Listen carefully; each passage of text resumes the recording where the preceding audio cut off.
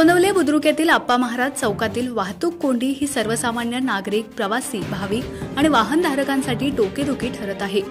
अपुऱ्या रस्त्यामुळे वाहतूक कोंडीमुळे वाहनधारक, प्रवासी आणि भाविकांमध्ये या दरम्यान वारंवार खटके उडत आहेत। अनेकदा ही प्रकरणे हातघाईपर्यंत देखील जाऊ लागले आहेत। गोंदवलेचा आप्पा महाराज चौक हा सातारा लातूर महामार्गावर असलेला मुख्य चौक आहे। या चौकात दहिवडीकडून गोंदवलेला येणारी वाहने, त्याचबरोबर म्हसवडकडून सातारा आणि दहिवडीला जाणारी, तर सातारहून म्हसवड, पंढरपूरला जाणाऱ्या वाहनांची मोठी वर्दळ असते। बरेच वेळा अमावस्या, पौर्णिमा तसेच रविवारी अनेक भाविक गोंदवलेकर महाराजांच्या दर्शनाला येत असतात। त्यावेळी ही वाहतूक कोंडी गोंदवलेकर अनुभवतात। स्थानिक नागरिकांसाठी, वाहनधारकांसाठी आप्पा महाराज चौकातील ही वाहतूक कोंडी आता डोईजड होत चालली आहे।